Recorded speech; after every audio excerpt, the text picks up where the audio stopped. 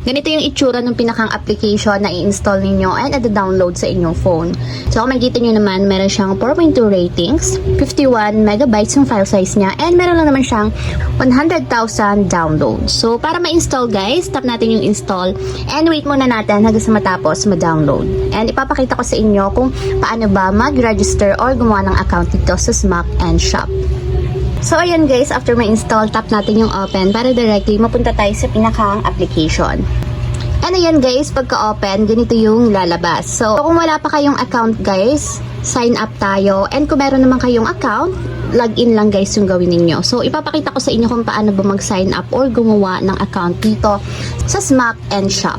So, una guys, is ilagay nyo lang yung first name ng inyong Advantage card. So make sure guys na naka-verified yung inyong SM Advantage card para ma-view natin yung points dito sa app nila. So, connected to guys, so pinilapan yung mga form sa pag-create ninyo or pag-open ng account sa SMAC. So, lagay nyo lang yung phone number na naka-register sa inyong SM Advantage card. And then, yung email address guys, lagay nyo din yung ginamit ninyo.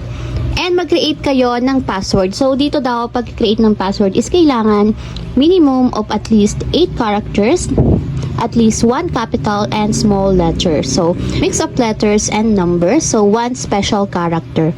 So, sabi dito guys is, ang minimum na password is kailangan at least 8 characters na mayroong combination ng capital and small letters. So, kailangan siya guys is nakamix.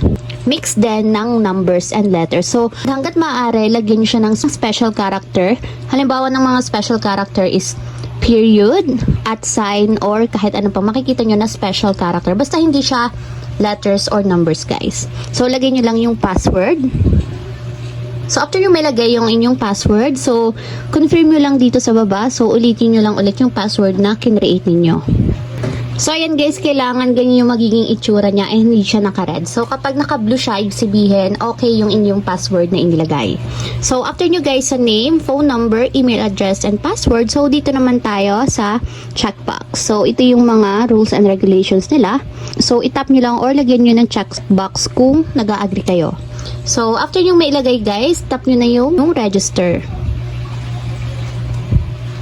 So, ayan guys, after yung may register, ilagay nyo lang yung inyong SM Advantage card number. So, makikita nyo siya sa likod ng inyong mismong actual card ninyo.